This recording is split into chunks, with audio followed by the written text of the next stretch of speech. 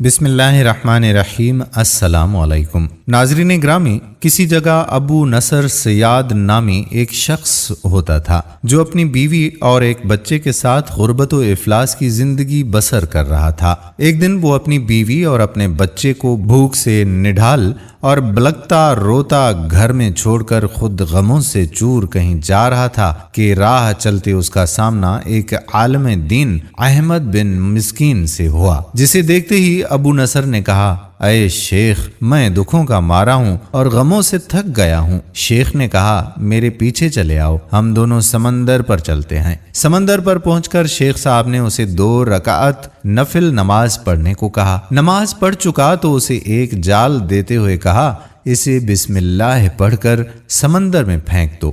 جال میں پہلی بار ہی ایک بڑی ساری عظیم الشان مچھلی پھنس کر باہر آ گئی۔ شیخ صاحب نے ابو نصر سے کہا کہ اس مچھلی کو جا کر فروخت کرو اور حاصل ہونے والے پیسوں سے اپنے اہل خانہ کے لیے کچھ کھانے پینے کا سامان خرید لینا۔ ابو نصر نے شہر جا کر مچھلی فروخت کی، حاصل ہونے والے پیسوں سے ایک قیمے والا اور ایک میٹھا پراٹھا خریدا اور سیدھا شیخ احمد بن مسکین کے پاس گیا اور اسے کہا کہ حضرت، ان پراٹھوں میں سے کچھ قبول کر لیجئے۔ شیخ صاحب نے کہا، اگر تم نے اپنے کھانے کے لیے جال پھینکا ہوتا تو کسی مچھلی نے نہیں پھنسنا تھا۔ میں نے تمہارے ساتھ نیکی گویا اپنی بھلائی کے لیے کی تھی، نہ کہ کسی اجرت کے لیے کی تھی۔ تم یہ پراٹھے لے کر جاؤ اور اپنے اہل خانہ کو کھلاؤ۔ ابو نصر پراٹھے لیے خوشی خوشی اپنے گھر کی طرف جا رہا تھا کہ اس نے راستے میں بھوکوں کی ماری ایک عورت کو روتے دیکھا، جس کے پاس ہی اس کا بے حال بیٹا بھی بیٹھا ہوا تھا۔ ابو نصر نے اپنے ہاتھوں میں پکڑے ہوئے پراٹھوں کو دیکھا اور اپنے آپ سے کہا کہ اس عورت اور اس کے بچے اور اس کے اپنے بچے اور بیوی میں کیا فرق ہے؟ معاملہ تو ایک جیسا ہی ہے، وہ بھی بھوکے ہیں اور یہ بھی بھوکے ہیں، پراٹھے کن کو دے؟ عورت کی آنکھوں کی طرف دیکھا تو اس کے بہتے آنسو نہ دیکھ سکا اور اپنا سر جھکا لیا۔ پراٹھے عورت کی طرف بڑھاتے ہوئے کہا، یہ لو، خود بھی کھا لو اور اپنے بیٹے کو بھی کھلا دو۔ عورت کے چہرے پر خوشی اور اس کے بیٹے کے چہرے پر مسکراہٹ سی پھیل گئی۔ ابو نصر غمگین دل لیے واپس اپنے گھر کی طرف یہ سوچتے ہوئے چل دیا کہ اپنے بھوکے بیوی بیٹے کا کیسے سامنا کرے گا۔ گھر جاتے ہوئے راستے میں اس نے ایک منادی والا دیکھا جو یہ کہہ رہا تھا کہ ہے کوئی جو اسے ابو نصر سے ملا دے۔ لوگوں نے منادی والے سے کہا، یہ دیکھو تو، یہی تو ہے ابو نصر۔ اس نے ابو نصر سے کہا، تیرے باپ نے میرے پاس آج سے 20 سال پہلے 30,000 درہم امانت کے طور پر رکھے تھے، مگر یہ نہیں بتایا تھا کہ ان پیسوں کا کرنا کیا ہے۔ جب سے تیرا والد فوت ہوا ہے میں ڈھونڈتا پھر رہا ہوں کہ کوئی میری ملاقات تجھ سے کرا دے۔ آج میں نے تمہیں پا ہی لیا ہے، تو یہ لو 30,000 درہم، یہ تیرے باپ کا مال ہے۔ ابو نصر کہتا ہے، میں بیٹھے بٹھائے امیر ہو گیا، میرے کئی گھر بنے اور میری تجارت پھیلتی گئی۔ میں نے کبھی بھی اللہ کے نام پر دینے میں کوئی کنجوسی نہ کی۔ ایک ہی بار میں شکرانے کے طور پر 1000 درہم صدقہ دے دیا کرتا تھا۔ مجھے اپنے آپ پر رشک آتا تھا کہ کیسے فراخ دلی سے صدقہ اور خیرات کرنے والا بن گیا ہوں۔ ایک بار میں نے خواب دیکھا کہ حساب کتاب کا دن آن پہنچا ہے اور میدان میں ترازو نصب کر دیا گیا ہے۔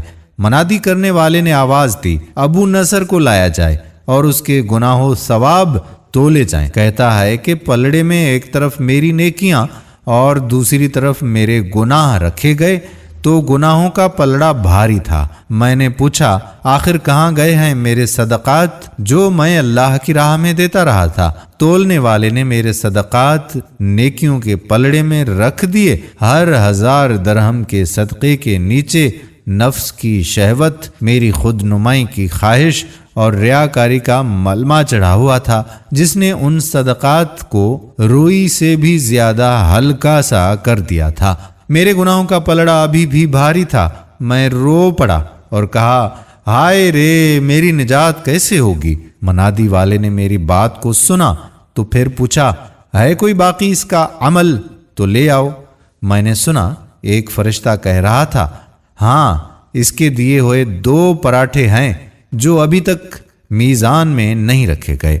وہ 2 پراٹھے ترازو میں رکھے گئے تو نیکیوں کا پلڑا اٹھا ضرور، مگر ابھی نہ تو برابر تھا اور نہ ہی زیادہ۔ منادی کرنے والے نے پھر پوچھا، ہے کچھ اس کا اور کوئی عمل؟ فرشتے نے جواب دیا، ہاں، اس کے لیے ابھی کچھ باقی ہے۔ منادی نے پوچھا، وہ کیا؟ کہا، اس عورت کے آنسو جسے اس نے اپنے 2 پراٹھے دیے تھے۔ عورت کے آنسو نیکیوں کے پلڑے میں ڈال دیے گئے، جن کے پہاڑ جیسے وزن نے ترازو کے نیکیوں والے پلڑے کو گناہوں کے پلڑے کے برابر لا کر کھڑا کر دیا۔ ابو نصر کہتا ہے کہ میرا دل خوش ہوا کہ اب نجات ہو جائے گی۔ منادی نے پوچھا، ہے کوئی کچھ اور باقی عمل اس کا؟ فرشتے نے کہا، ہاں، ابھی اس بچے کی مسکراہٹ کو پلڑے میں رکھنا باقی ہے جو پراٹھے لیتے ہوئے اس کے چہرے پر آئی تھی۔ مسکراہٹ کیا پلڑے میں رکھی گئی؟